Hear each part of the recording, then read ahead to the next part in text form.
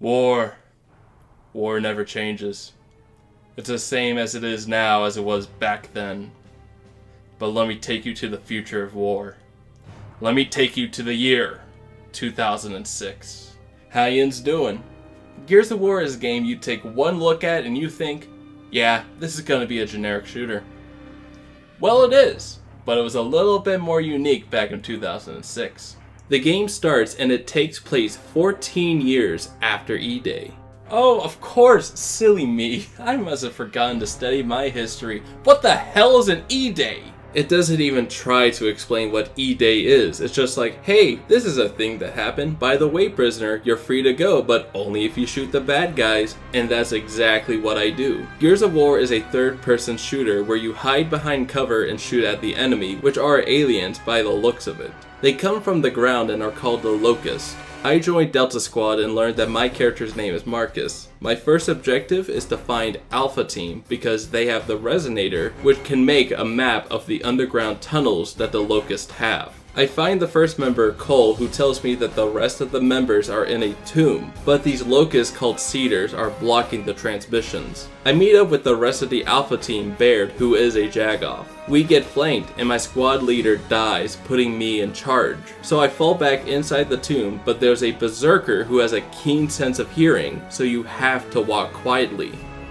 So I walk as loud as possible because I need her to destroy the doors. I then need to get a car so that I can bring the Resonator to the facility. So I put down a loan to get a car. Haha, I'm kidding, I stole it.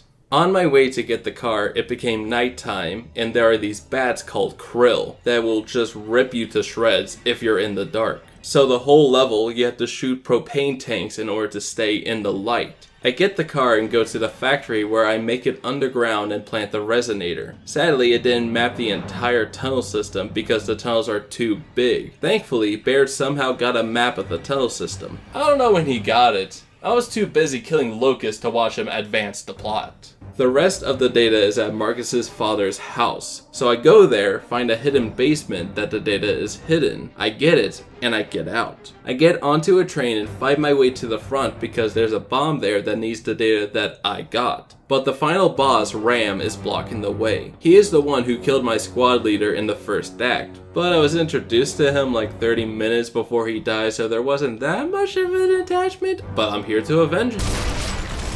I avenge my fallen squad leader, arm the bomb which destroys a big chunk of the Locust, get a cliffhanger, and that's the end of the game. It wasn't bad. There's just no explanation. It just goes straight into the action. They don't tell you about E-Day, they don't tell you who you are, they don't explain who the Locusts are or where they come from. All you need to know is that you have a gun and you shoot at whoever is firing at you. The gameplay is very simplistic, but it gets the job done and doesn't get too repetitive. There is a lot of gore in this game, but that's expected when they give you a chainsaw gun. The soundtrack didn't stand out, but something that surprised me is that this is a horror game, or at least it has a lot of horror elements. I thought it was going to be a typical shooter, but it had me scared when a Berserker would appear, and when it became nighttime and the Krill showed up. The only downfalls to this game is that there's no explanation about anything, and the fact that their color palette was gray, brown, and black. It was a good game, but this video is not long enough. The game starts off with the Locust Queen talking about how war is bad and I don't know, something about how the McRib isn't back yet. Jacinto is the last stronghold of humanity and I need to protect it with my life. I get a new rookie named Carmine who joins me in Delta Squad, and I meet up with a random guy named Ty who fought with me in the Pendulum War. Yeah, that's cool. What the hell's a Pendulum War? The Locust starts attacking the hospital and the gameplay is the same. Apparently Dom's wife has been kidnapped and we get the grand idea of driving big trucks to a Locust-occupied town to dig to the territory. Why we couldn't just dig at the hospital, I don't know. I discovered that the Locusts have been sinking cities and the way they do it is with a giant worm. I get Cole and Baird back onto my team and learn that the Locusts have been taking prisoners and torturing them, just like they did with Ty. But I'm sure he's ready to take revenge for... No! What's worse is that I try to escape, but the worm eats me and digests Carmine. They introduced 2 new characters just to kill them off in the second act. But when life gives you a giant worm, you cut open its 3 hearts, killing it and sending myself to therapy. Except it wasn't therapy, it was a research facility where they made creatures that scared the shit out of me. So what do I do to calm down?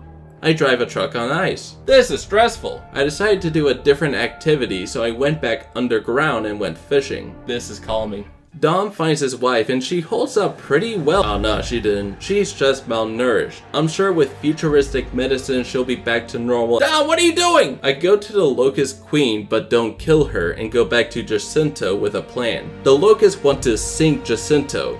So what if I sink it before they do? And that's what I did. Killing most of the Locusts, but losing humanity's last stronghold. And that's the end of the game. That was different. Just like Gears of War 1, it's mostly about action, but they decided to put in just a little bit of sadness to try and spice things up. They did fall a little flat with Carmine and Ty, because I just met them 1 act before they died. The only sad death was Dom's wife, and that's only because he kept talking about her the whole game. Gears of War 2 is still a horror game like the last, but it's more of a gore horror movie. There is just so much gore, especially with you going inside a giant worm. It's just too much. There was also a lot more demonic themes that they used to represent the Locusts with, which was good symbolism. The music stood a little bit better than the prequel, but none of the songs really stood out. They also didn't explain the plot more. It's just more shooting. Gears of War 2 shows that war will never change,